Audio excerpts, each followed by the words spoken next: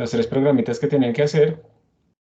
Una cosa importante, chicos, que me he dado cuenta es que tienen que leer con más detalle los enunciados, porque se les están saltando detalles importantes que están ahí y que después les generan como inconvenientes, ¿sí? Entonces, quería hacer como esa observación general. En algunos casos se han enredado, pero ahí están los detalles que les hubieran servido para resolver. Entonces, pues no sé si les pasa que a mí me pasaba mucho. Después de un tiempo uno deja de aprender a leer como si leyera libros. Y uno se acostumbra mucho a leer rápidamente, a buscar ecuaciones, a buscar la parte final y no sé qué cosas, pero a veces se salta detalles. Entonces, pues primera recomendación es esa.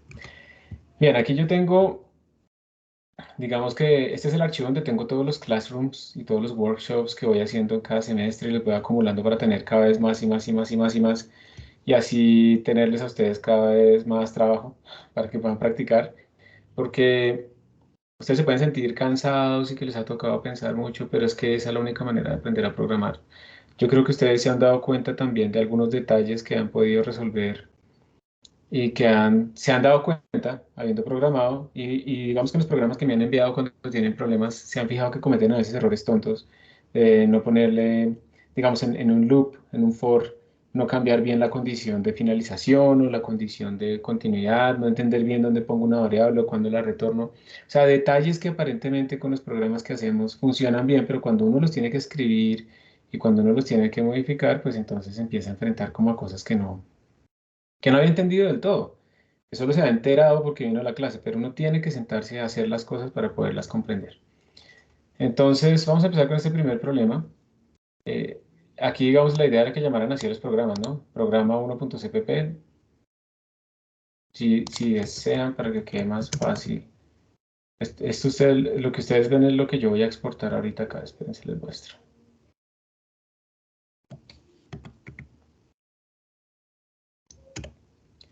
Como para que lo puedan ver más bonito como ustedes lo ven. Entonces vengo acá. Y esto es lo que ustedes ven. Sí, pongámoslo así. Yo creo que queda mejor. Entonces, este es el primer ejercicio. Tienen que llamarlo programa 1.cpp. La suma de los números primos. Perdón, antes de seguir, siempre que se les dé el nombre explícito, llámenlo así. No le vayan a poner otros nombres, no le vayan a cambiar a lo que sea, ponerle un espacio, nada. ¿Por qué? Porque si se está especificando el nombre, aunque no pase en esta tarea, es porque un autograder va a ir a buscar ese tipo de archivos y les va a hacer algo basados en el nombre. Entonces, por favor, esas instrucciones hay que seguirlas al pie de la letra. Entonces aquí decía que la suma de los números primos menores a 10 era esta, 17. Yo había cometido un error, pero alguien se dio cuenta, lo anunciamos ahí.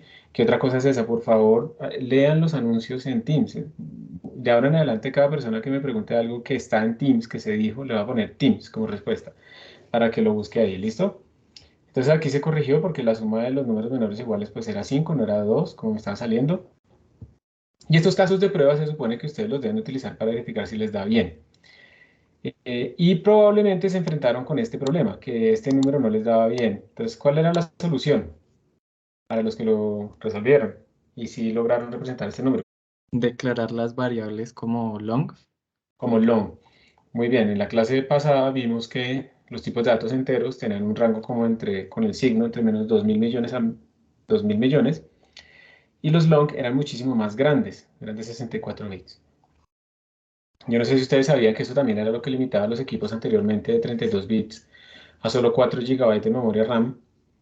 Y ya todos los procesadores de hace décadas hacia acá, de hace más de una década hacia acá, pues son de 64 bits y por eso pues, podemos tener más que 4 gigabytes de memoria RAM.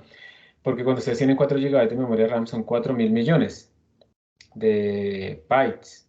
Y para poder indexar eso, entonces necesito enteros que guarden, que le quepan 4.000 millones. Entonces se utilizan enteros sin signo. Entonces el rango de menos 2.000 a 2.000 millones pasa a ser de 0 a 4.000 millones. Por eso es que podíamos tener solamente 4 gigabytes de memoria RAM anteriormente, que seguramente ustedes todos son demasiado jóvenes como para saber esos detalles. Y ahora pues tenemos más posibilidades de RAM porque todos nuestros procesadores son de 64 bits. Entonces esa era la forma de resolverlo, pero aquí también se verifica algo más y es no solamente que dé correctamente, eso es lo primero que tiene que dar correctamente, sino que la solución sea rápida, porque vamos a enfrentarnos a problemas en que esto se podría demorar, para este número se podría demorar fácilmente horas. Y no, la idea es no caer en eso. Entonces, digamos que vamos a empezar rápidamente en un pseudo algoritmo acá, y la idea es que probablemente necesitemos una función que nos diga si un número es primo o no, la que estamos llamando normalmente isPrime, y esa función lo que nos va a retornar es un booleano que va a ser true si el número es primo y false si el número no es primo, ¿cierto? Y entonces va a recibir un, digamos que en este caso un long n. Y la idea de esta cosa, de esta función, vamos a implementarla acá, pues es que él vaya verificando, buscar divisores, y si encuentra un divisor, entonces inmediatamente podemos decirle retorne falso. Sí, porque si encontramos un divisor, retornemos de una vez, salgámonos de la función, no nos pongamos a mirar más divisores. Y si sale este bucle que está buscando divisores, ¿sí? Si sale ese bucle que está buscando divisores y no encontró divisores, pues tendrá que retornar un true. Una de las grandes características aquí para que esto sea rápido es este límite en este búsqueda de divisores. Esto es un loop. Entonces uno hace como un loop desde i igual. Profe, no sé si es mi internet, pero no se le escucha. Yo tampoco. Claro, tiene toda la razón. Yo no he encendido el micrófono, no he escuchado absolutamente nada, ¿cierto? Fue lo último, cuando empezaste a explicar lo del loop, que se silenció. El Y loop. solo se acabó de apagar y ya. No, pero el resto sí.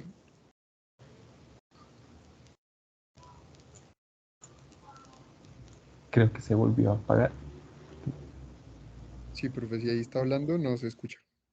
Y espérense que haya alguna cosita que me está apagando. Ah, vengan. Ay, bueno, miren, voy a volverlo a intentar. Si se me vuelve a ir el audio es porque ustedes pueden mutear a otros participantes, incluso a mí. Si esto vuelve a pasar, entonces me toca entrar en ese rollo en el que me toca limitar completamente el meeting, quitarles todos los permisos y empezar a regular todo eso. Por favor, al bromista, si es eso lo que está pasando, al bromista o la bromista que está haciendo eso, por favor, ya. ¿Listo? Si no tiene ganas de estar en la clase, chao, sálgase. ¿Listo? Y vea después la grabación, pero no sabotea a los demás. ¿Está bien? Voy a volver a intentar a reproducir la misma cosa, a ver si soy yo el bromista, que yo mismo me estoy muteando, o si era alguien más. Y también otra cosa, todas las interacciones quedan grabadas en el log del meeting, al que yo puedo acceder después. Entonces yo puedo saber quién es, ¿sí? No, Entonces, profe, era yo que estaba intentando escuchar porque a mí no me sonaba el computador, pero ya me cambié de dispositivo. entonces no sé si fueras tú, porque por cambiar tu dispositivo eso no va a pasar, pero si era por tu Sí, es lado, que me listo. acabo de dar cuenta que lo silencié para todos, es que no sé, no me sonaba en el computador, ya me cambié. Listo, Santiago. Entonces no te preocupes, no hay ningún problema, ¿listo? Porque pues es accidental. Y antes, gracias porque públicamente lo estás diciendo. Podrías haberlo escrito en el chat anónimo, era yo, profe, pero ya no pasa nada. ¿Listo? Gracias, Sí, no es Santiago. que acabo de poder conectarme, es que no estaba escuchando nada. Listo, Santiago. Gracias por tu honestidad y obviamente no va a pasar nada porque lo explicaste. Muchísimas gracias, Santiago. Vale, profe. Bueno, entonces es que les digo eso porque es que ya me pasó un par de veces en otras clases y claro, no me había vuelto a pasar hace mucho, entonces no recordaba que eso sucediera, entonces listo. Gracias, Santiago. Gracias a todos por avisarme. Péguenme un grito cuando yo esté, cuando ven cosas en la pantalla y yo no, y yo esté como muteado. Muchísimas gracias. Bueno, entonces como les venía diciendo, estamos aquí con nuestra función isPrime. El loop, entonces lo vamos a transformar en este rango. Yo lo que quiero es que ustedes me digan si ese rango estará bien.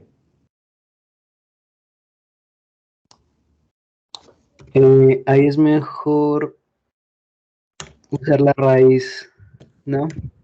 Usar Muy la bien. raíz de n. Esa es una de las cosas. Entonces, primera optimización importantísima. Yo he visto códigos que van hasta n medios, que van hasta n-1, cosas de ese estilo. Esos son demasiados números. Si un número primo es divisor de un número más grande, uno puede demostrar que el límite que uno debe probar para encontrar ese tipo de cosas es la raíz cuadrada. Entonces uno para cuadrar, digamos, los casos del 2, del 3, casos chiquitos, uno lo pone a que verifique hasta acá. Si vamos hasta la raíz cuadrada o hasta la raíz cuadrada más 1, eso no cambia mucho el desempeño, ¿listo? Pero sí cambia mucho si voy hasta la raíz cuadrada o si voy hasta n. Piénsenlo así, si yo estoy verificando si un número como 1.000.000 es primo, si yo voy hasta la mitad será 500.000 números que voy a comparar, pero si voy hasta la raíz es verificar hasta 1.000. Entonces pasamos de verificar 500.000 números a verificar 1.000 números. Muchísimo más rápido, 2 órdenes de magnitud. Entonces hay que tener cuidado con eso y digamos que aquí vamos hasta acá. Muy bien. ¿Hay otra cosa que yo debería arreglar acá de pronto?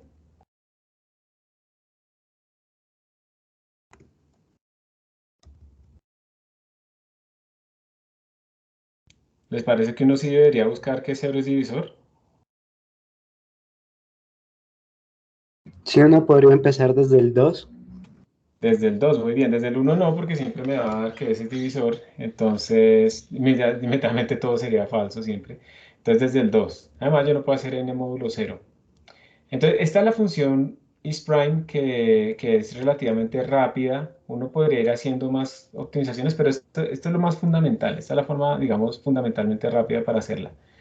Entonces, por favor, pues para que la tengan en cuenta, porque esta es una de las explicaciones de por qué sus códigos no terminan en un tiempo razonable y todo se espera que terminen en segundos en este caso, independiente casi que de la máquina. En la sala de cómputo es como el estándar que yo utilizo para calificar y para verificar, entonces allá es donde debe correr en menos de 10 segundos en los peores casos, pero eso ya es mucho. Y la otra es, bueno, ya tenemos una función chiquitica, atómica, digamos que hace una sola cosa y la hace bien, y la otra es buscar los números primos menores. Entonces, pues eso, esa otra función, pues sería como calcular la suma, lo que sea, como se llamara, yo no me acuerdo en el código. Y esa otra función, entonces, lo que hacía era también un loop, ¿cierto? Que diría, bueno, desde i igual 2, mientras i sea menor o igual que mi n, porque qué tal el man sea primo, y más. Y entonces en este caso, lo que va a hacer este loop, pues es decir, if el número i es, bueno, si este man es primo, ahí llamamos a la otra función. Si este man es primo, que era un ejemplo que hemos visto también en clase la vez pasada, pues lo sumamos. Suma más igual a i. Eso quiere decir que aquí tenemos que tener declarada antes de entrar al loop una variable suma que tiene que empezar en algo, en cero, no la podemos declarar, no inicializarla. Y después, cuando esto terminara, pues nuestra función retornaba a esa variable suma. Eso será como el pseudo algoritmo así maluco, horrible, que podemos utilizar, pero es como la base, ¿sí? Y pues ahora les voy a mostrar la solución y les voy a mostrar que efectivamente arroja esos datos de prueba que tenemos ahí. Y cuando yo verifico sus códigos, dependiendo de cómo se envíen, por ejemplo, estos que ustedes enviaron por GitHub, yo los verifico con más casos de prueba, no solo con estos, porque esos casos de prueba que a veces aparecen, pues los tienen ustedes ahí, pero pues obviamente deben funcionar en muchos rangos diferentes. Entonces vamos a mirar el código, aquí lo tengo. Miren que es básicamente lo mismo que dijimos, nuestra función main recibe el sum primes, no sé qué. Observen que yo voy hasta la raíz de n en el isPrime, más 1, exactamente lo mismo que dijimos. Retorno falso si encontré un divisor. Y si no encontré un divisor después de hacer todas estas verificaciones, pues retorno true. Y la función sumPrimes pues es muy cortica. La agrando esto un poquito más para que ustedes lo vean mejor. Esta es la función sumPrimes, entonces tengo una suma. Obviamente mi función retorna un long, recibe un long. ¿Sí? Esas son las declaraciones. Long, long. Declaramos la suma en 0, empiezo a verificar si el número es primo, se lo añado y luego retorno la suma. Eso era, digamos, lo que había Profe, que hacer. ¿Sí? una pregunta. ¿Vale? Es que la parte de la raíz no la entendí bien. O sea, ¿por qué hace que sea más rápido la parte de la raíz? Qué pena.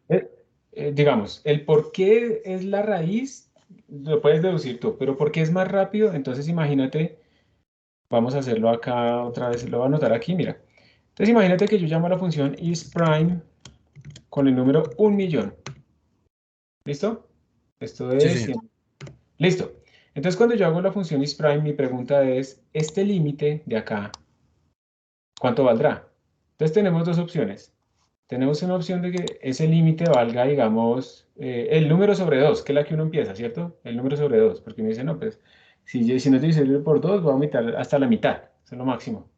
Entonces, el límite de este for, digamos, ingenuo, naive, Sería 1.000.000 sobre 2, que será 500.000.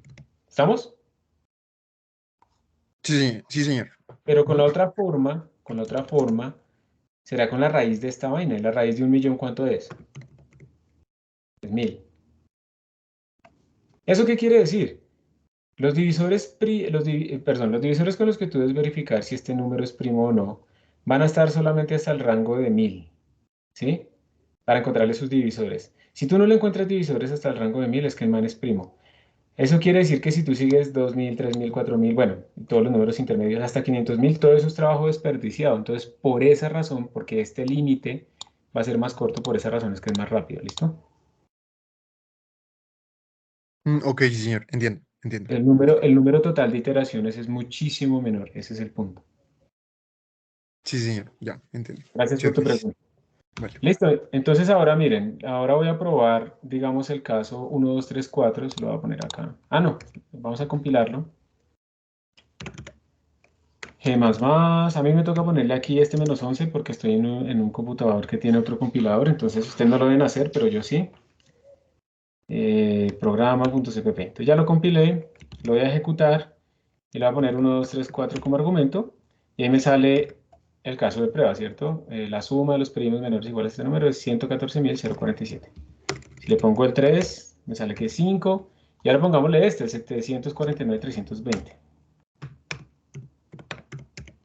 Miren, eso fue casi inmediato, ¿sí o no? Y entonces me sale el resultado. Preguntas de este punto.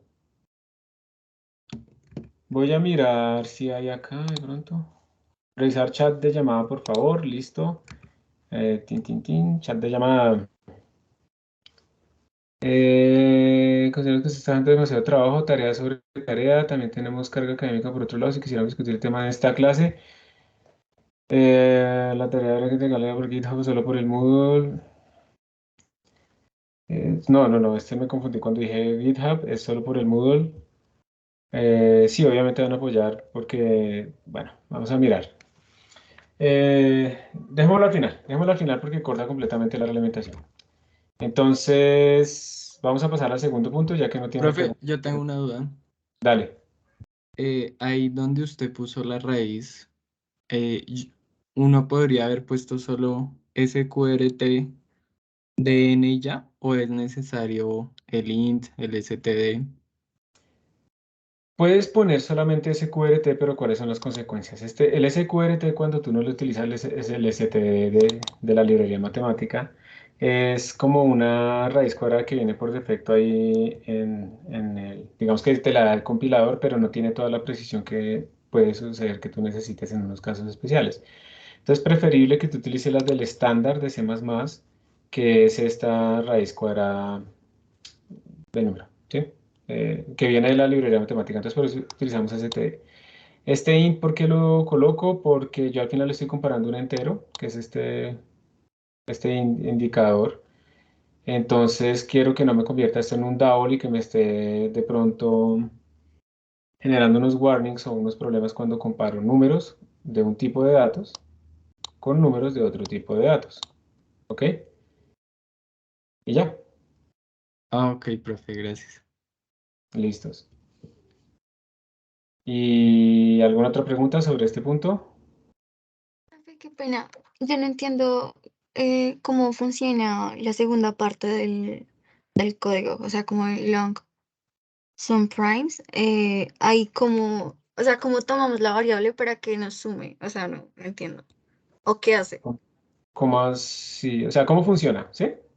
Sí, sí, señor. Es que, digamos, yo no sabía cómo llamarla, digamos, como una función, pero digamos, tú le estás como, no sé, como también llamándola como suma, o sea, como inicializando una variable. Es que no sé ahí cómo funciona. Digamos, vamos a explicar la función para ver si con eso respondo a tu pregunta. La función se llama long sum primes. Digamos que para eso es que sirven estas declaraciones. Lo primero es que tú, sin ver cómo se hacen las cosas, cómo se implementa, tú, digamos, de acá deberías tener como una idea de qué es lo que hace la función. Entonces, mira, el nombre de la función es sum primes. Recibe un argumento y me retorna algo. Entonces, por el nombre, lo que va a hacer es como sumar los números primos que tienen que ver con este n, que nosotros por el problema sabemos que es menor o igual a n. Vamos bien hasta ahí, ¿cierto? Sí, sí, señor. Sin implementar ni nada. Estamos viendo simplemente que va a recibir un n, nos va a sumar los números, pero nos tiene que retornar el resultado. ¿Listo? Entonces nos va a retornar un número. Por eso es que yo aquí lo puedo imprimir.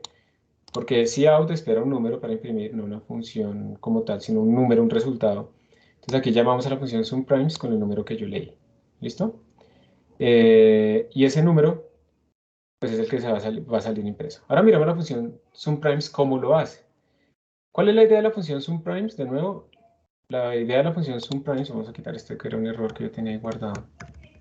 La idea de la función sumPrimes es hacer una suma, ¿cierto? Entonces yo por eso declaro una variable que me va a guardar la suma. ¿Qué es lo que me debe sumar? Los números primos menores o iguales a este n. Entonces yo empiezo mi suma en 0. Este es el objetivo de declarar esta variable acá, la variable donde voy a guardar la suma. Vamos bien hasta esta línea, ¿sí? Sí, sí, señor.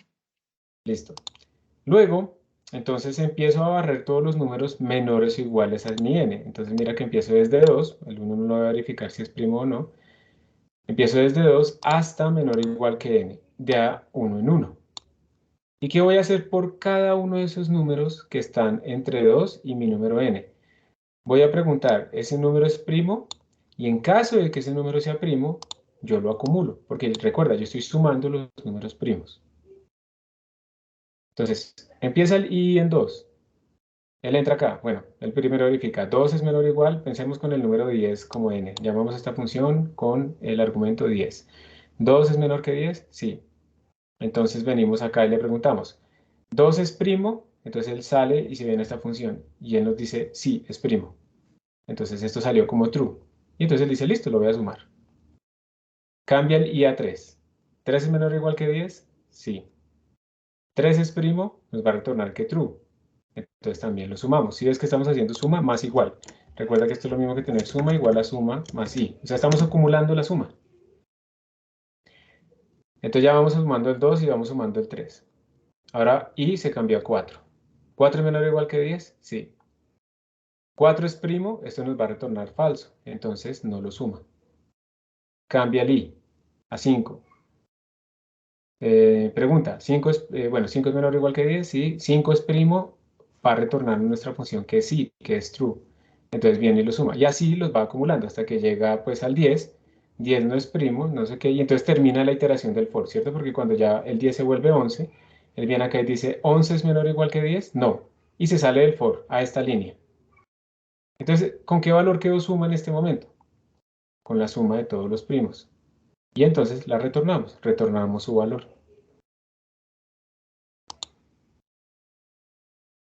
¿Sí te aclaró algo eso o no? Sí, profe, es que yo confundía como el long suma, como, o sea, yo pensé que, digamos, la función se podía usar como un long, o sea, no sé si me hago entender, como sin long suma igual a 0. Entonces ahí me confundí porque me salía como que estaba, no sé, como poniendo valores de tipo L y decía como ambiguo, entonces no me resultaba, pero no sabía que había que inicializar un long, por ejemplo. Digamos como esto, como que utilizabas como la misma nombre de función en una variable, o más bien como que, No, yo omitía el long suma, por ejemplo, entonces simplemente cogía como dentro de sum primes, sumaba, pero entonces me decía como, ¿usted qué está haciendo? Porque no, sí, no caí en cuenta.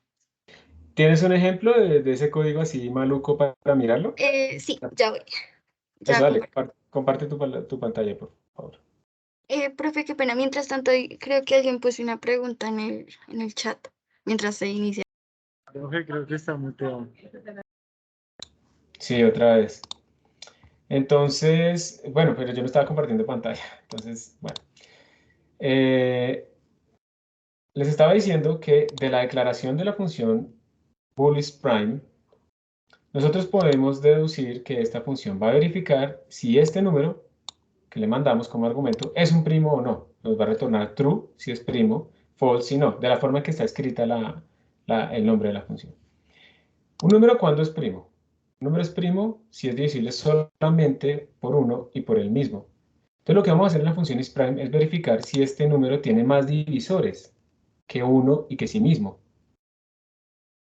Y por esa razón es que vamos a empezar nuestra iteración para buscar esos otros posibles divisores en 2 hasta raíz de n, pongámoslo así. Vamos a ir verificando cada uno de esos números. ¿Cómo sabemos que un número es divisor de otro? Utilizando el operador módulo.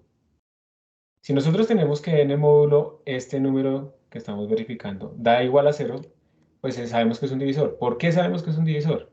Cuando sacamos el módulo, ese módulo nos está diciendo cuánto sobra en una división.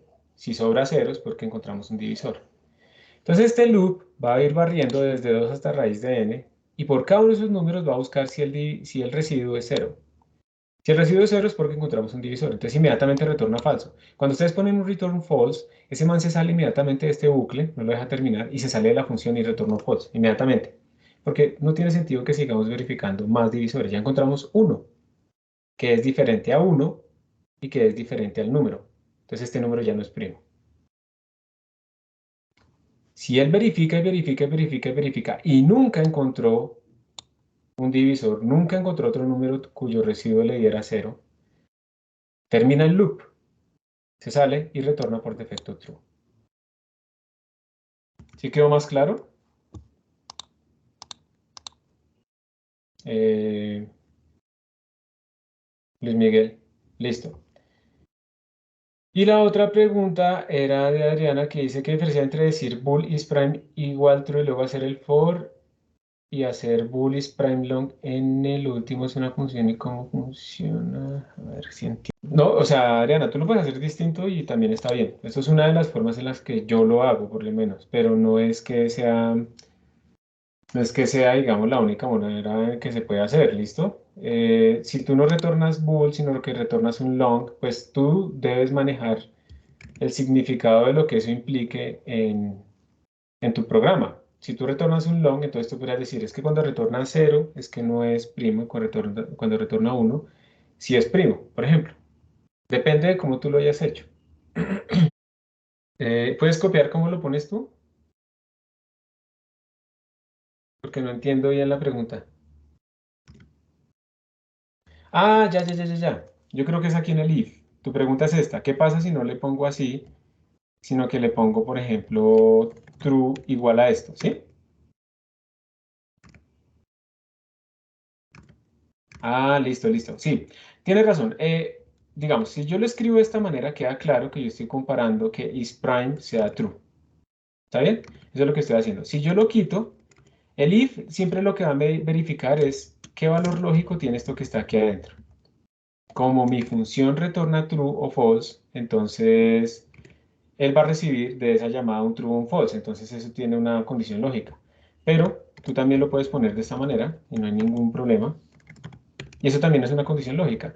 Tú llamas isPrime. Cuando isPrime retorne true, true es igual a true, sí, entonces entra. Y si retorna false, true es igual a false, entonces sale como falso, porque true no es igual a falso y también funciona. Cualquiera de las dos está bien, Adriana. ¿Listo? Ok. Karen Daniela, ¿ya puedes compartir? Sí, sí, señor, ya comparto. ¿Sí se alcanza a ver? ¿Sí se ve? Sí, señora. Listo. Entonces, ay, yo lo había pensado así. Ay, es que no se puede agrandar. Así. Entonces, bueno, aquí creo que está si es primo, ¿no? Entonces retorno 0 si, sí es divisible, entonces no es primo. Entonces, si retorna 1, pues es primo. Y acá fue donde creo que me faltó o sea, yo declaré como suma, la declaré como una función, pero entonces no tuve en cuenta de iniciar como esto. Ay, aquí es prime. Ah, claro. O sea, estás Sí, usando sí. el nombre No, de la función como sí, la estoy variable. usando esto Claro. como si fuese una variable, porque pensé que esto se guardaba dentro de esto Mm, y pues se iba sumando. Entonces me sale este error. Ah, bueno, este sí fue porque me equivoqué acá, pero acá este error me dice que el value, bueno, esto, que no, o sea, como que no sabía qué asignarlo. Y busqué y me salía eso, entonces no supe cómo resolverlo. bueno, ese error, digamos, está diciendo que tú no le puedes asignar cosas a objetos o entidades que no se puedan poner a la izquierda del símbolo igual o del símbolo de asignación. Básicamente es que en la línea 38 de tu código, tú estás tratando de asignarle un valor a la función suma y pues a una función es como asignarle un valor a tu nombre, es como cambiarle el Ah, nombre, ok. entonces eso no se puede. ¿Listo? Simplemente es eso. Entonces sí, digamos que una cosa es el nombre de la función y otra cosa es cómo implementamos por dentro las instrucciones. Cuando tú ya la implementas, tienes que asegurarte de poder retornar eso que prometió esa función retornar. Ahora, Sí. no es que siempre esté mal que tú utilices a una función dentro de sí misma. Eso se puede hacer, se llama funciones recursivas. Pero aquí en este caso, pues no es la solución, ¿cierto? La función recursiva no es lo que tú estás buscando hacer. Entonces tú declaras por dentro variables que no se llaman igual que la función y demás, y tú cumples la promesa. La promesa es, esta función sum va a retornar la suma de los primos menores o iguales a n. ¿Cómo lo implemento? No sé. Pero entonces, digamos digamos de ahí es que viene el error, de confundir, digamos, la parte interna con la parte del nombre. Ok. Ah, listo, profe, gracias. Listo. ¿Alguien más? ¿Listos? Entonces vamos a pasar al segundo.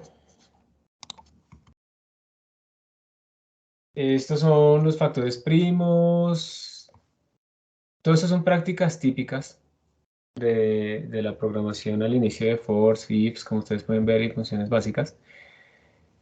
Todo basado en los números primos, por eso también quise como mostrarles ya la función que queríamos utilizar para calcular números primos, para que no sigamos demorándonos tanto en esos códigos. Entonces, los factores primos de este número son 5, 7, 3 y 29.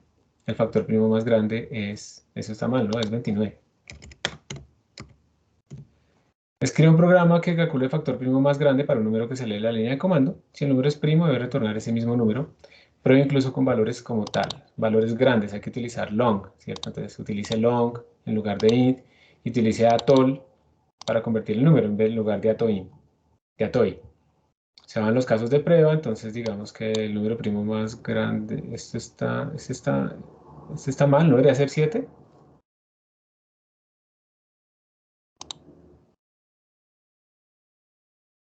El número primo más grande menor que 10. Ah, perdón. Es el factor primo, Es el profe. factor primo, no son los números primos, sí, señor. Sí, entonces 5 está bien. De 35, 35, 7, y si le ponemos este número gigantesco, entonces nos tiene que salir este factor. Digamos que ustedes para que verifiquen que esto está bien, yo lo voy a copiar en Wolfram Alpha.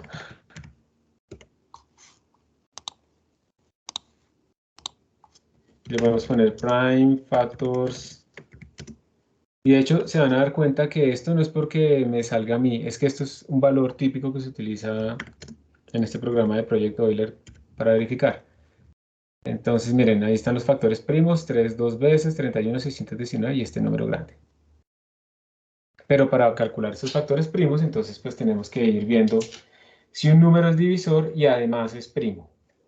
¿Ok? Entonces,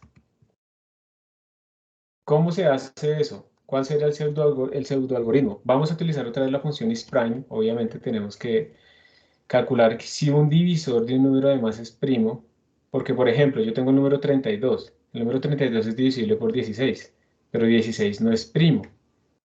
Entonces yo estoy buscando los factores primos, quiere decir los divisores que además son primos. ¿Ok? Entonces por eso pues vamos a necesitar la función isPrime y adicionalmente vamos ¿a qué? A hacer como digamos el pseudoalgoritmo de este código. ¿Qué tendríamos que hacer? Entonces uno podría decir un loop y empieza en 2, mientras esto es lo más lento pero lo seguro, menor o igual que n, más i. Entonces en este for lo que podríamos decir es if, si se cumplen dos condiciones, de hecho este lo habíamos hecho ya en clase, algo muy similar. Si este man es divisor, entonces si n, que fue el argumento de mi función, módulo 2 es igual a 0, y además, y podemos ponerlo acá, o podemos ponerlo aquí, and, y además es primo, entonces si es divisor, aquí es n módulo i, y además es primo, entonces en este caso, no sé, lo guardo. Factor igual a i. Entonces esta variable factor igual a -1. Esta variable factor lo que va a hacer es ir es ir guardando los factores. Y cuando yo termine este loop, pues me quedé con el más grande. Podríamos decirlo así, de forma garantizada, porque voy de abajo hacia arriba. Entonces, el último que yo guarde aquí en factor definitivamente es el último que cumple, que es divisor y que además es primo y por lo tanto cumple, que es el más grande. Y al final, pues podría retornar factor. ¿Qué podríamos hacer? O sea, ¿será que este código, ustedes qué creen? ¿Va a ser rápido, va a ser lento? ¿O está correcto, está incorrecto? ¿Qué creen? Va a ser muy lento, ¿no? ¿Y por qué crees que va a ser muy lento? Porque pues tendría que evaluar un montón de factores que, bueno, no sé, déjeme pensarlo un poco No, más. pero ahí vas bien. Tengo que evaluar un montón de factores como veíamos. Por ejemplo, pensemos en el número 32. El número 32, ¿cuál es la descomposición en factores primos del número 32? 32 se puede descomponer como 2, se 2, puede ir 6, 2. 6, 2, me daría 8. Ah, bueno, nos va a dar 2, 2, 2, 2, ¿sí o no? Sí, sí. 2 por 2, 4, por 2, 8, por 16, por 2, 32. Nos va a dar 2 a la 5. O sea que el factor primo más grande posible que hubiéramos podido obtener pues es 2. Sin embargo, en este bucle estamos comparando desde 2 hasta 32. Ujú. Miremos un número más grande, por ejemplo, 32.000. El factor primo inicial que nos va a dar es 2. Y eso nos queda el número 16.000. El factor primo, pues es la misma vaina, ¿no? Sí. 2, nos va a quedar 8.000. 8.000. Le saco otra vez 2, nos va a quedar 4.000. Le saco otra vez el 2, nos va a quedar 2.000. Y tenemos que seguir. Vamos a sacar el 2, nos va a quedar 1.000. 2 nos va a quedar 500. Ustedes me ayudan si cometo algún error. 2 nos va a quedar 250. 2 nos va a quedar 125. De 125 será 5, ¿cierto? Nos daría 25. 5 nos daría 5. Y 5 otra vez y ya nos da 1. Entonces los factores son 2 a la algo por 5 a la algo. Entonces el más grande es 5. Pero ¿cuántas comparaciones tuve que hacer acá yo? 1, 2, 3, 4, 5, 6, 7, 8, 9, 10, 11. ¿Cuántas estoy haciendo acá? 32.000 más o menos. Sí. O sea, Entonces, dale.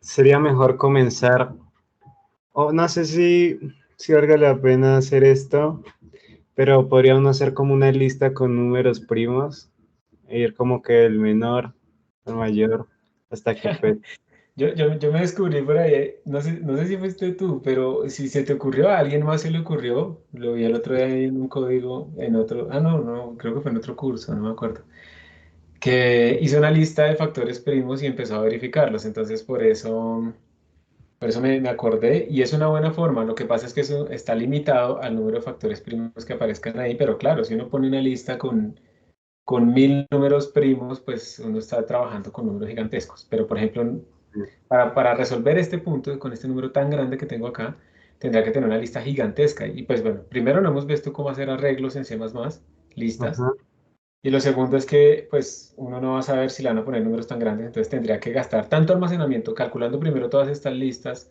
y cálculo allá que al final como que no, ¿cierto? Pero es una buena forma, si uno sabe que el rango que le van a poner de prueba es limitado. Ujú. sí, yo lo intenté así y tuve ese problema, no sé. Pues también el código, la vez pasada usé como que los vectores de C++, pero sí, sí. O sea, como que quizá con factores muy grandes no es muy eficiente, o sea, Mm. Tienes que de todas maneras calcular esa lista antes en algún momento sí, y casi que mejor dedicas ese esfuerzo a resolver el problema original. Pero sí, ajá, es un buen truco. Digamos que eso se llama tener tablas de cálculo y eso se utiliza mucho en computación, por ejemplo, numérica, cuando uno está con funciones muy difíciles. O imagínense que ustedes están calculando, tienen un ion alrededor de una molécula, cerca de la membrana celular de una célula. Y esa membrana celular pues tiene un montón de moléculas polares que aunque la molécula sea neutra, pues tiene polaridad precisamente. Y eso genera unos campos eléctricos hacia alrededor y cerca de los canales iónicos que no son uniformes ni nada de esas vainas.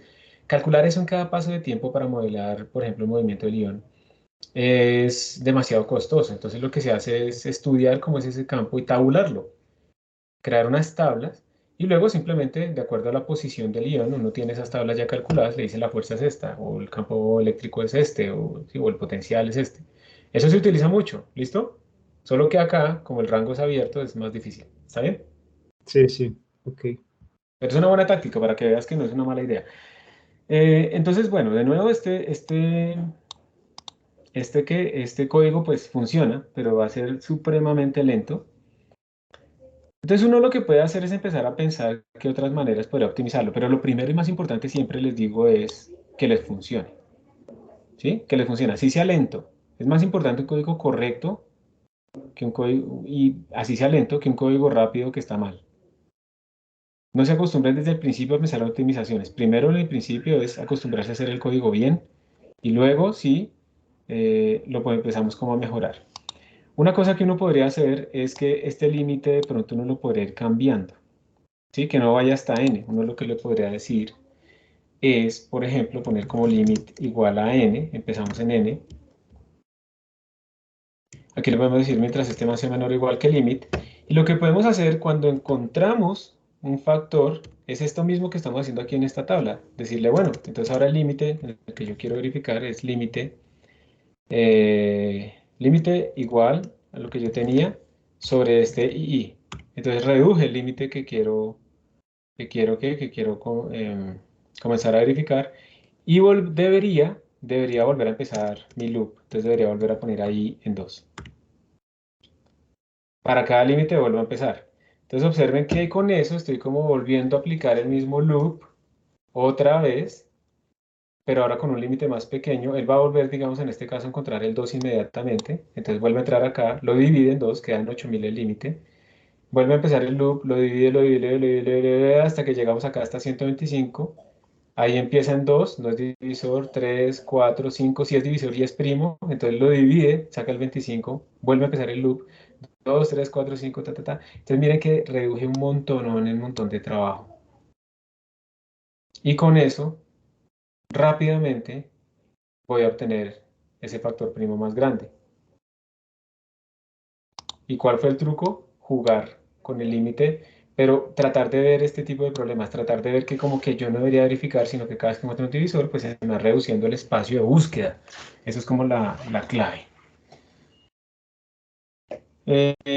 ¿Por qué les explico esto? Simplemente para que vayamos viendo cómo es que estos problemas se pueden volver más razonables.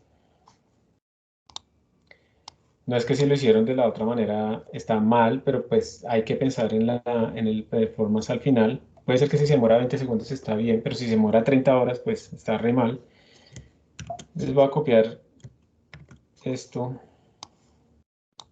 en el chat y les voy a mostrar así el código.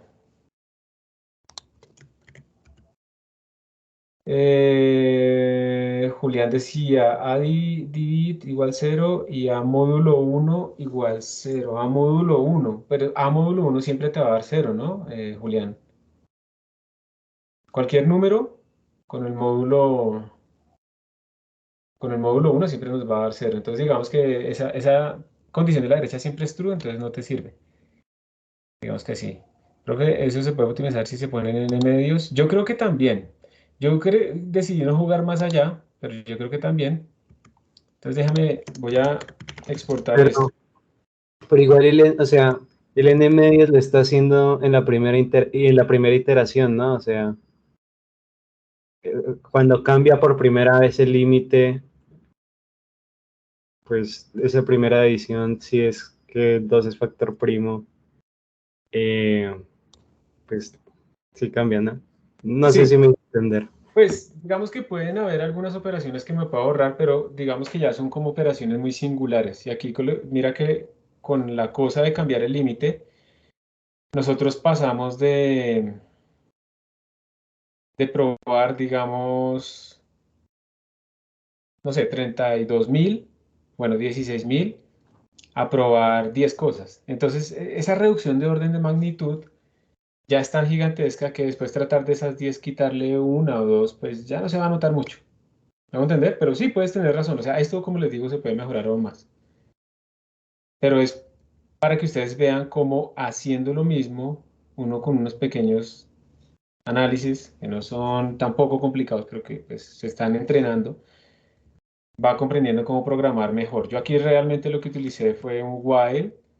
Yo lo programé de una manera un poco diferente, es muy equivalente a lo que habíamos puesto antes. Yo le estoy preguntando mientras el límite no sea primo, porque claro, yo lo que estoy haciendo es dividir, dividir, dividir hasta que el límite se vuelve un número primo. Entonces, mientras esto no sea un número primo, entonces yo voy verificando, yo verifico si es primo y si es divisor, y entonces voy dividiendo el límite hasta que ese límite se me va a terminar volviendo un número primo. Y con eso termino y retorno el límite. Son varias formas de hacerlos. Ah, y también hice una cosa antes. Si el número es primo, yo lo verifico desde el inicio.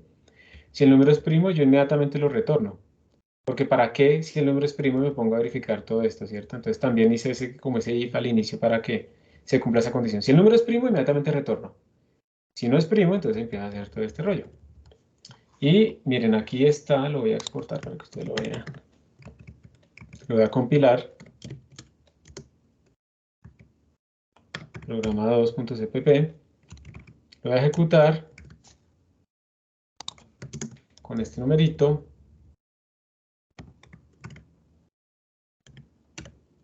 Y miren, para ese número tan grande, sale rápido, miren. De hecho, si le mido el tiempo, aquí digamos que el tiempo sí va a estar dominado como por el computador que uno tiene, ¿no? Aquí se demora 2 milisegundos en calcular. Puede ser que en sus computadores se demoren un poco más, pero no va a ser segundos. Se va a demorar, puede ser que se demore 20 milisegundos, pero sigue siendo muy rápido. Todo por la optimización. Que como les digo, ya cuando uno entendió el problema, le está dando bien, ahí sí se empieza a mejorarlo. Pregunta.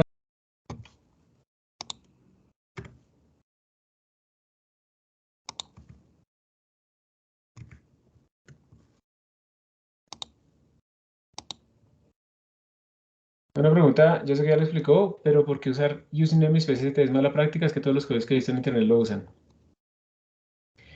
Sí, mira, precisamente si tú estás viendo códigos en internet que tienen eso es una señal de que o se está haciendo, digamos que para hacerle la vida fácil a alguien que está empezando a aprender, o que no están haciéndolo bien. A ver, yo he visto entrevistas de programadores de C++ y una de las formas en las que se empiezan a descartar es con esto. Entonces empecemos por ahí, por la parte práctica. Es una industria, alguien va a hacer juegos, alguien va a trabajar en fintech, ¿sí? En simulación de finanzas, de alto desempeño en tiempo real para hacer bots que compren y vendan en milisegundos y no sé qué. Eso se evalúa y eso se verifica porque eso demuestra si el programador de C++ lo sabe o no. Entonces yo les cuento el por qué, ¿sí? El por qué es como si ustedes tuvieran varias bolsas de Lego y entonces cuando ustedes incluyen, por ejemplo, IOStream o incluyen CMAD u otras cosas, o Vector, por ejemplo, cada uno es como una bolsa de Lego ahí que tiene un montón de cosas adentro, ¿listo?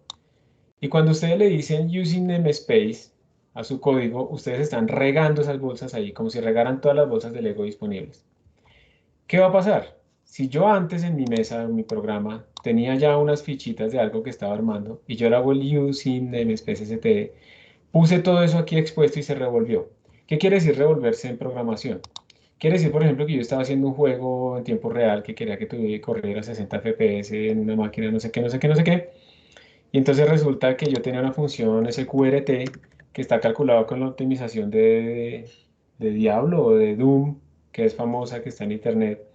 Pero resulta que cuando yo hice el using MSPST, el CMAT también tiene un SQRT. Entonces ahora cuando yo vaya a compilar mi código, es muy probable que el compilador se dé cuenta que hay dos SQRTs definidas, pero de pronto puede ser que la que yo implementé, esa recibe, no sé, un double, y de pronto la que estaba en la librería estándar recibe el double también, y entonces va a tener una colisión de nombres, y el compilador me va a avisar. Pero si de pronto la que yo hice optimizada recibe solamente float, y esta de acá es con doubles, entonces el compilador no me va a decir nada y cuando yo esté programando mi juego y corriéndolo, yo le voy a mandar números que pueden ser a veces double o pueden ser float dependiendo de las cosas que estoy utilizando y entonces la función que yo estoy utilizando es diferente y yo no me he dado cuenta. Entonces cambia la precisión, cambia la rapidez, entonces yo me doy cuenta que es más lento que lo que esperaba, pero no sé, y es por este tipo de cosas. Además de que pone un montón de funciones expuestas y de variables expuestas que van a tener colisiones de nombre conmigo, pues voy a entrar también en algunas cosas en detalle. Muchas veces se busca hacer vectores más rápidos que el de la librería estándar, vamos a tener colisiones de nombres. Entonces, por eso es que es una mala práctica de programación porque te expone absolutamente todo lo que está dentro de esos espacios de nombres que precisamente se pusieron en un espacio de nombres para aislarlos de lo que no es el estándar. Pues, eso es una de las, se va en contra de la idea principal del por qué existen los espacios de nombre, que es para aislar las cosas. Y tú también puedes crear tus propios espacios de nombre. Y la otra cosa es una mala práctica porque también vas a perder trabajo si tienes ese tipo de cosas ahí. ¿Te queda más claro, Anonymous? Puedes poner aquí en reply y escribir que sí o que no.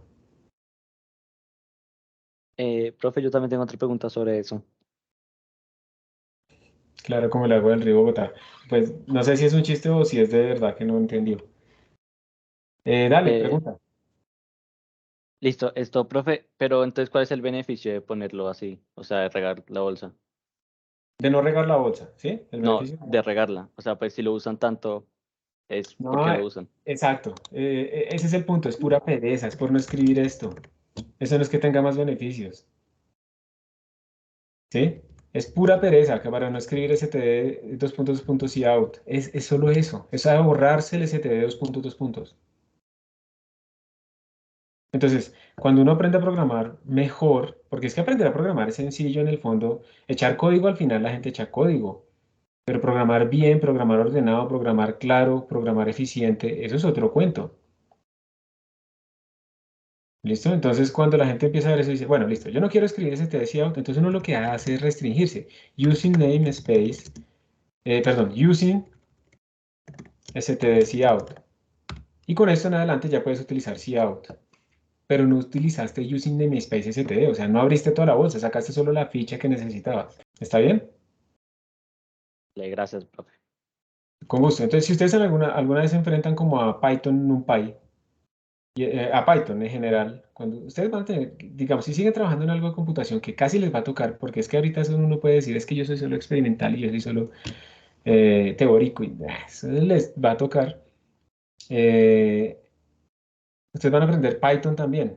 Y allá ustedes van a ver que, por ejemplo, la gente hace import, NumPy, as, np. ¿Alguien aquí ha visto eso o no?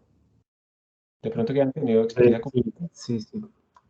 ¿Y por qué? ¿Por qué no hacen from NumPy import asterisco? Ok, porque sí, entiendo. O sea, lo que hace de eso, o sea, es el mismo problema, básicamente. Es como coger todas las, o sea, todo lo que tiene NumPy y regarlo ahí. Exactamente, es lo mismo, es el mismo problema. Estamos aislando, aquí en C++ se llaman espacios de nombre, allá son módulos y su Ajá. alcance. Pero es el mismo concepto. Cuando uno Sí. encuentra unos conceptos que subyacen a varios lenguajes de programación, quiere decir que ese concepto es fundamental de la programación, de las buenas prácticas. Entonces allá, por ejemplo, esto está muy mal visto. Ah, pero ustedes van a encontrar tutoriales que tienen esto. Un montón. Desconfíen. De pronto para encontrar cómo llamar a una funcioncita, no sé qué, pero no lo sigan. Más. Porque pues ya tiene una cosa maluca, ya está importando todo lo en un NumPy, lo está botando ahí. Aunque no tenga conflictos ese código. Lo que pasa es que uno hace códigos muy cortos, pero es que ustedes ya en una práctica, en una tesis o en un software científico, ustedes van a tener miles de módulos, de líneas, de archivos y van a enfrentarse a esos problemas. Esto ahorita les parece exagerado, ¿sí? Porque así, es que ese man escucho, entonces me lo monta y no sé qué. Esto les parece exagerado, pero esto les facilita la vida a futuro, ¿sí? Es por su bien, ¿listo? Entonces, por esa razón es que acá, por ejemplo, en Python se importa NumPy como NP, se mantiene. Esto es como el std, digamos. Estamos dándole un sinónimo y cuando uno después va a utilizar NumPy, entonces uno dice np.sqrt. queda claro que esta SQRT viene de NumPy. Queda claro que este cout viene del espacio estándar.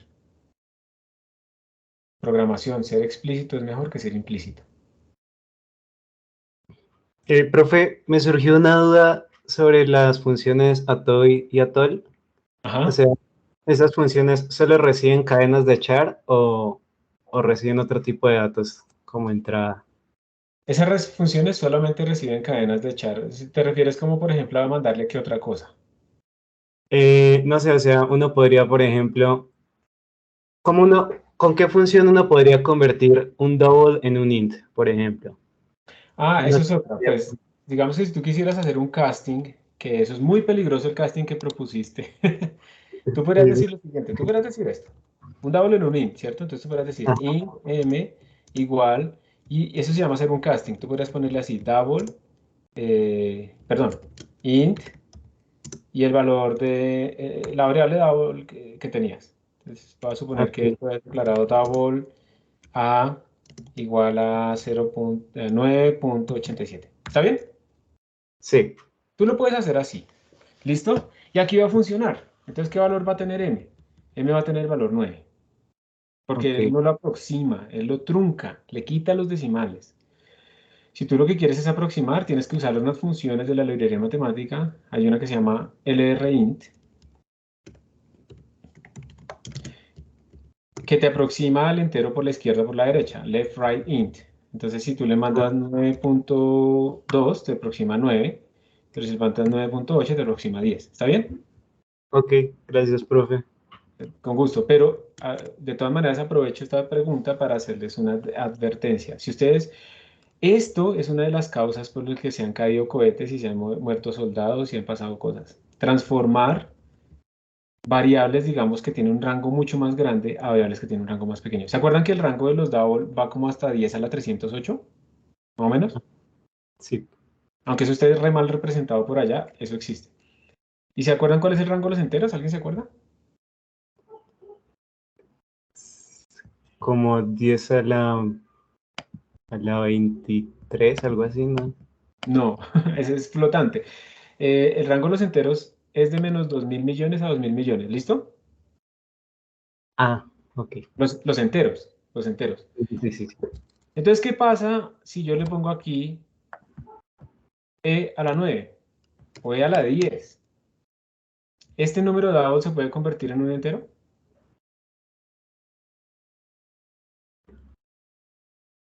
No. ¿Cierto? O sea, yo puedo, esto se puede compilar, esto va a compilar, pero esto me va a generar un overflow porque estoy tratando de representar un número más grande, double, Claro. en un número entero que tiene un rango más pequeño. Entonces, el computador va a tratar de hacerlo, le van a dar un overflow a ustedes y probablemente eso se le vuelva un número negativo, muy grande. Y obviamente cualquier otro número más grande, pues peor aún. Esto ha pasado en la realidad. Busquen el accidente del cohete Ariane. Busquen también error numérico, numerical error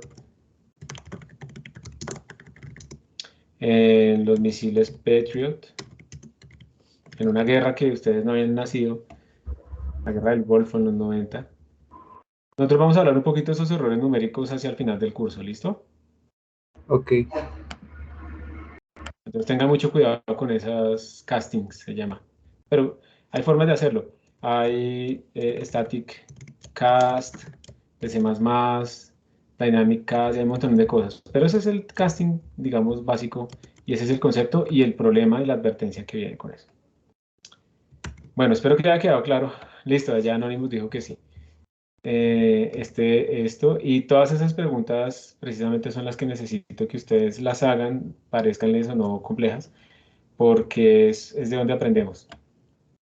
Finalmente, el último programa era de la serie Fibonacci, de la secuencia Fibonacci. Quiero que también se noten que de todas maneras las funciones no son largas ni nada de eso, ¿cierto?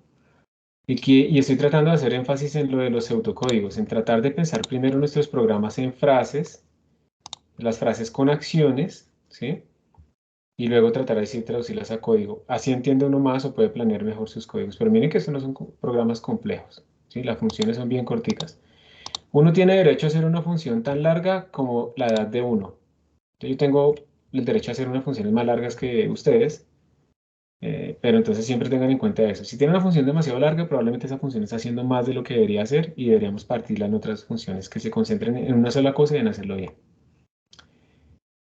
Bueno, Profe, ¿puedo hacer una pregunta? O sea, bueno, yo como le dije, intenté hacer ese problema usando los vectores, ¿sí? Y ahí me encontré a los iteradores. Y bueno, no sé, ¿vamos a hablar del curso, o sea, en el curso más adelante sobre ellos? ¿O podría sí, hacerlo de una vez? sí, Ah, claro, ok. claro. Entonces, mejor más Nosotros, adelante. sí, claro, lo que pasa es que eso es más adelante, pero digamos que el curso está estructurado al principio como para que aprendamos de ciclo for, ciclo if, lo fundamental, ¿sí? Lo fundamental, los tipos de datos, las funciones. Ahorita lo que sigue después de seguir, vamos a seguir haciendo talleres, lo que sigue después es, cuando esté más afianzado de eso, que es solamente a partir de talleres, es pasar a hablar un poquito de algunos detalles de implementación de las funciones. Las funciones pueden pasarse por los argumentos por referencia o por copia. Podemos hacer funciones lambda, podemos hacer funciones recursivas para resolver problemas que son muy difíciles de escribir con force, como el de las torres de Hanoi. No sé si lo han escuchado alguna vez y logramos acelerar la llamada, la finalización del mundo, el final del mundo. Bueno, hay varias cosas por ahí. Y luego, cuando terminamos ese núcleo básico, pasamos a hacer estructuras de datos, que son los arreglos. Entonces vamos a utilizar vectores, vamos a utilizar arrays, vamos a utilizar también un poquito de arreglos primitivos para modelar matrices y vamos a ver la diferencia que hay entre todas estas estructuras, porque vamos a tratar de no entrar a tan bajo nivel de manejar la memoria manualmente con new y con delete, sino que vamos a utilizar los vectors para que se encarguen de manejar la memoria por nosotros. Ok. Y después vamos a aprender a modelar un poquito orientado a objetos, pero básico, no excesivo, porque es que eso, a veces la gente exagera con eso. Y Ok. ahí pues entonces ya estamos modelando sistemas físicos. Bueno, profe, y una pregunta rápida que me surgió. Aquí en C++ hay algo así como los diccionarios de Claro. Python. Ajá, sí, ¿Cómo hay es diccionarios. hacerlo como para tener Se la llaman referencia? maps. ¿Cómo? ¿Maps? Ok, Maps. gracias, profe. Bien, gracias. Sí, maps. Hay maps ordenados. Los maps por defecto son ordenados y también hay unordered maps. No se llama map, sino map. Búscalo así, std map. Búscalo siempre en CPP Reference, ¿listo? Esa es la que yo les muestro a ustedes. Digamos que si ustedes van a buscar por defecto los tutoriales que les pido que traten de consultar son estos, el Learn CPP. Este no tiene using namespace std ni nada de esas vainas. Yo tengo todavía pedazos de eso en mis presentaciones viejas, pero ya no. Y en CPP Reference. Estos son los dos sitios fundamentales donde les recomiendo que busquen. Ahí hay ejemplos. Mira que aquí están los maps, en los containers, que son como los contenedores, están los arrays, los vectors, hay listas, hay forward list, maps, multimaps, set, multiset, span, está el stack, bueno, hay muchas otras. Y aquí están los maps. Y esos son los diccionarios. Ok. ¿Y qué tal es la página de C++? O sea, para Eh, tomar yo referencia. la utilizaba hace mucho tiempo cuando aprendí a programar, la utilizaba en C++ Tutorial. ¿Ah? Bueno, pongámoslo acá, C++ Tutorial, pero como te digo, después que uno va teniendo experiencia, leyendo, va aprendiendo, entonces lo primero que yo encontraba era que arrancaban con este tipo de cosas, Ok, sí. ¿cierto?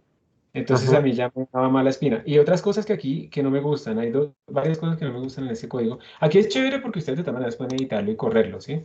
Sí. Ustedes lo pueden editar. Eso también se puede hacer en CPP Reference. Ustedes también llegan y abren aquí, se van a un código de ejemplo, a ver si aquí abajo hay un código de ejemplo. Y aquí también lo pueden editar, run this code, y ahí lo pueden cambiar y hacerle cosas, ¿sí? Eso en todo eso se puede hacer. Pero, pero acá, entonces, primero, esta vaina del using namespace std ya no me gusta. Y la segunda es esta.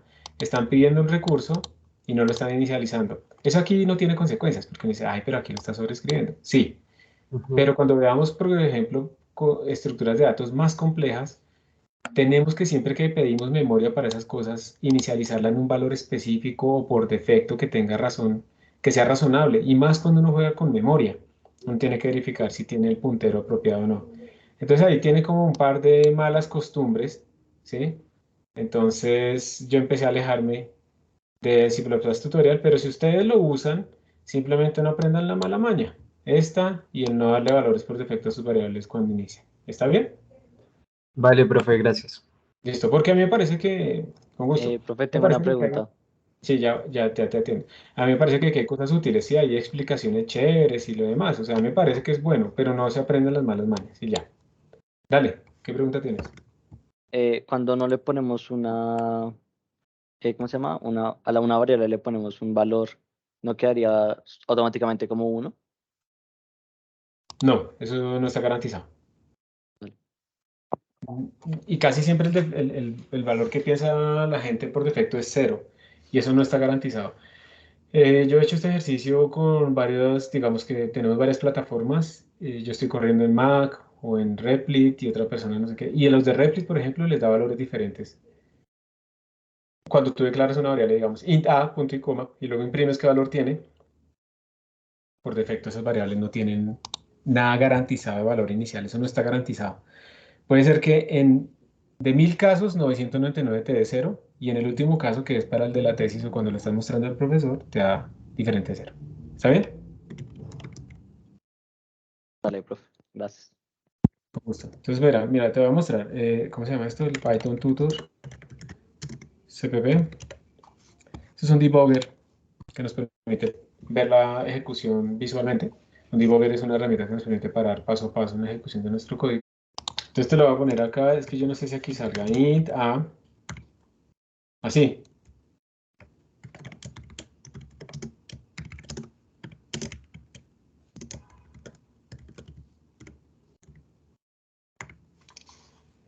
Vamos a ver qué sale.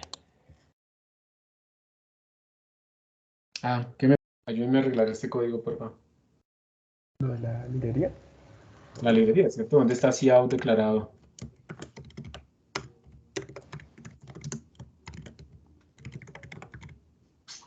Listo, vamos a ver.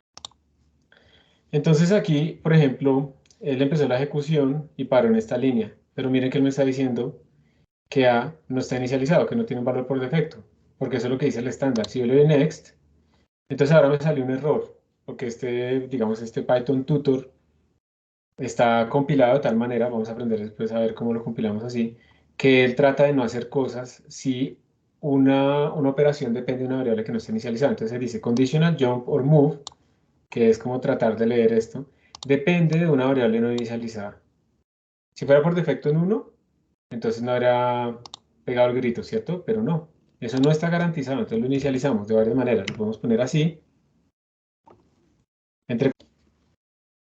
y entonces mira que él ahora está acá en esta zona, no está aquí en la ejecución, sino que está en esta zona. Esta instrucción es, quiero una variable de tipo entero que se llame A y que además inicialice en esto. Entonces la ejecuta y quedó inicializado en 0. Y ahora sí podemos imprimir el 0. Entonces, por favor, siempre inicializarlo. Y la forma antigua, tradicional, pues era esta. Cualquiera de las dos está bien, lo importante es hacerlo, ¿listo? Inicializar sus recursos.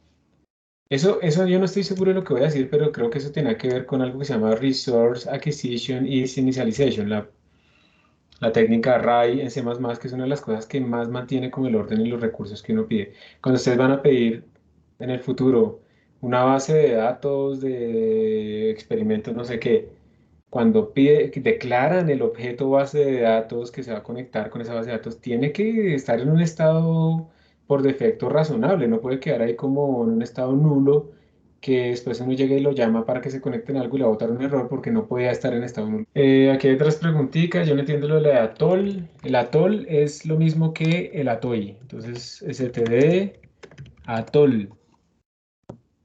Mira que de hecho CPP Reference me los pone a todos en el mismo sitio. Si tú utilizas atoy, lo que estás diciéndoles, mire, le mando una cadena y quiero que me la convierta en un entero. Si tú utilizas atol, ¿sí? ¿Alguien habló? Estoy escuchando voces yo solo. No, Bueno, profe, yo no escuché a nadie hablar. listo. No, yo no escuchamos nada. Listo, gracias. Si llamas a atol, también le mandas una cadena, pero él te lo conviertes en un long, ¿sí? Simplemente esa es la diferencia. Y de hecho, si le mandas a todo con doble L, te lo convierte en un long que es mucho más grande. Ejemplos. Si yo escribo atoy de 2.3, bueno, pero eso viene como una cadena, ¿cierto? Entonces lo pongo así. O si yo escribo atol de lo mismo, de 2.3, ¿cuál será la diferencia? Claro, en ambos casos sale el número 2.3, pero el tipo de datos en la primera parte es entero y el tipo de datos en la segunda es long. Entonces lo ideal es que yo, pues esta primera se lo asigno a un entero y esta segunda se lo asignaría a un long. Ahora bien, si yo cogí y escribo el número ese grandote, si eso fue lo que yo leí en ARC V1, ¿será que hay alguna diferencia o no? Ahí está el 5, mírenlo. No sé por qué no sale. ¿Cuál de las dos creen ustedes que funcionará bien? El atol. El atol. Porque este número al convertirse en un long sí se puede representar. Mientras que este numerote al convertirse en un entero no se puede representar y vamos a tener que él se lo asocia a un entero, pero va a tener un overflow. Entonces van a salir números raros. Un negativo o muy grande o algo así. Porque esto está por fuera del menos 2.000 millones a 2.000 millones. Y esa es la diferencia. ¿Sí? ¿Más claro? Listos. Bien, todas las preguntas que surgen, ¿no? El trabajo. Entonces, vamos a mirar el tercero. Entonces era comenzando con 1 y 2. Los primeros términos de la secuencia son estos. Entonces, 1 más 2. O sea, se empieza con 2. Y la siguiente sería 1 más 2, 3. 3 más 2, 5. 5 más 3, 8. Entonces, crea un programa que le da un número entero. Mayor o igual que 2. Creo que aquí yo tenía esto renderizado bonito. Mayor o igual a 2 de la línea de comandos y que calcule la suma de los términos impares de la secuencia mientras la misma no genere valores mayores a n. Ejemplos de prueba. ¿Esto para qué es? Pues para limitar la secuencia. Si yo le pongo el 2, entonces no me puede generar esto, sino solamente el 1. Si le pongo el 4, pues entonces ahí caben estos 3 números, ¿cierto? Esos 3 números son de la secuencia de Fibonacci. Y yo solamente sumo los impares. Entonces me daría 1 más 3, 4. Si le pongo el 6, entonces incluye todos estos, ¿cierto? Pero al sumar los impares, me daría ¿cuánto? 1 más 3, 4 más 5, 9. Si le pongo el 7 da lo mismo, si le pongo el 10 da lo mismo, porque con el 10 iría hasta acá, pero solo sumo los impares. 1 más 3 más 5. Y así sucesivamente. Entonces yo le voy poniendo aquí números y él me va sumando solamente los impares. Entonces, digamos que ¿cómo sería el pseudocódigo de esto? El pseudocódigo sería básicamente, tengo que hacer un loop, ¿cierto? Arranco con el número 1 y 2. Podríamos ponerlo como a sub n igual a 1, o a sub n old, que va a ser como el anterior, igual a 1, y una sub n que vale 2. Arrancamos ahí. Arrancamos como una suma, que la vamos a poner, dependiendo de los límites que pongamos, la podemos arrancar en 0 o la podríamos arrancar en 1, si no vamos a verificar el 1 desde el principio, pero sabemos que es uno de los impares. Y entonces ahora hacemos un for.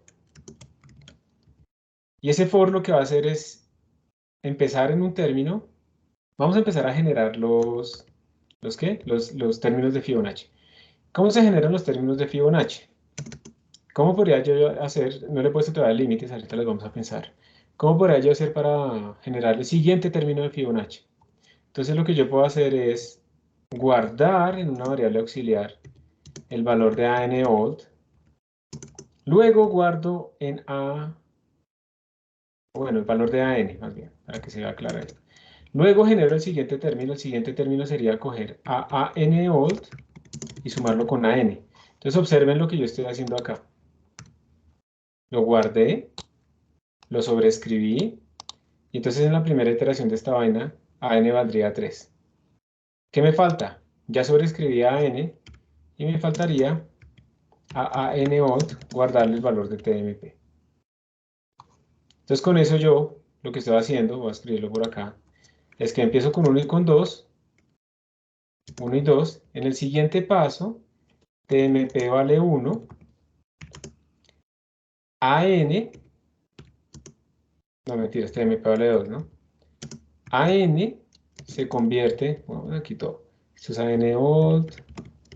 Esta es una de las tantas maneras de hacerlo. Tenemos este punto de inicio.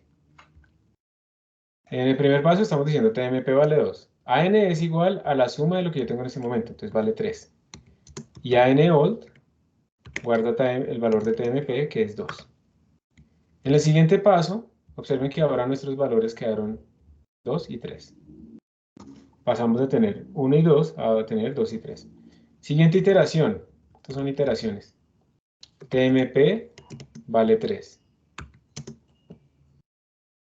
AN es igual a 2 más 3, que es 5. Y AN old va a ser igual a 3, el valor que tiene TMP. Entonces observen que ya generamos la siguiente secuencia. Y así podemos seguir. Hagamos la última. TMP igual a 5. AN es igual a 5 más 3 da 8. Y ahora guardamos AN old igual a 5. Entonces, ¿sí ven que estamos generando de la secuencia? Entonces, este for, ¿qué límites debería tener? El límite debería ser mientras que el término enésimo sea menor que la variable m que yo leí, porque eso fue lo que me dijeron. Yo la llamé n acá, pero para que no se confundan con las n, la puse m aquí en el código. Mientras esto se cumpla, se va a repetir este for. ¿Listo? Entonces, con esto estamos generando la secuencia. Pero otra cosa importante, ¿yo cuándo debería sumar? Yo podría, si yo escribiera esto, suma más igual a n, ¿estoy cumpliendo o no estoy cumpliendo con los requerimientos del programa? No, AN tiene que ser, ¿cómo es? Tiene que ser impar, ¿no? Exacto, aquí yo estoy sumándolos a todos. Entonces, lo que tengo que hacer para hacer esa suma es if AN módulo 2 es igual a 1, por ejemplo, solamente cuando los términos de mi sucesión de Fibonacci sean impares, yo los sumo. De resto, simplemente genero la secuencia de Fibonacci. Hay muchas maneras de hacerlo, como les digo. Esta es una que se me acaba de ocurrir y creo que se parece a la que escribí, pero muchas maneras de hacerlo. Y con esto ya estoy cumpliendo lo que me dijeron. Estoy generando la secuencia de Fibonacci y estoy sumando solamente los términos impares y estoy parando la secuencia de Fibonacci cuando genere un término más grande que el m que yo leí. ¿Hay alguna pregunta acá antes de que lo borre?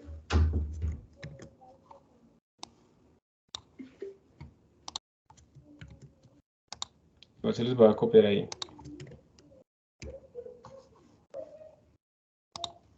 ¿Ok? Y entonces miremos el código. Miremos que sí se parece a lo que estamos diciendo y que sí funciona. Yo le llamé Sum Fibonacci. Básicamente entonces tengo mis dos numeritos, AN old, AN. La suma la empiezo en 1 para no sumar desde el 1.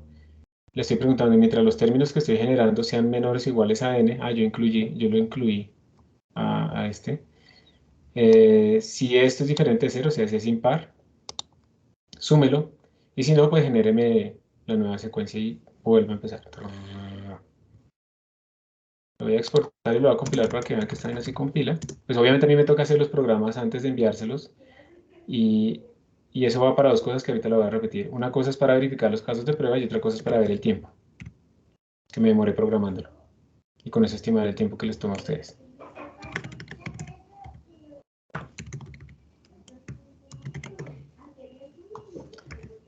Vamos a compilar. Compiló. Lo voy a ejecutar y le voy a poner 2120. Y ahí está, 3381. Y si le añado unos ceros, pues ahí está también el resultado. Y es bien rápido porque de todas maneras aquí sí no estamos haciendo verificaciones ni nada, sino generándolo rápidamente y teniendo en cuenta la condición. Pero si se parece a lo que ustedes hicieron, ¿no?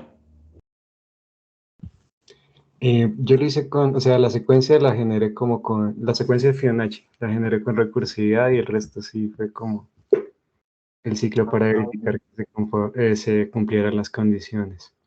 Ok, sí, eso también está bien. Listo. Entonces, el objetivo de esta realimentación es precisamente es que ustedes puedan comparar, prepararse para evaluar mejor a sus compañeros y como aprender, ¿no? Aprender. Ustedes van a ver que hay muchas maneras de implementar estas cosas que sus compañeros lo hicieron a veces muy diferente a lo que ustedes hicieron y ahí van a aprender. De nada sirve, digamos, que solamente yo sea el que vea esas cosas, sino que es bueno que ustedes también lo vean. Entonces, listo. Terminamos aquí con la realimentación. A ver si hay más preguntas en el chat anónimo. ¿Por qué no usar siempre long para que nunca genere overflow? Porque eso es falso.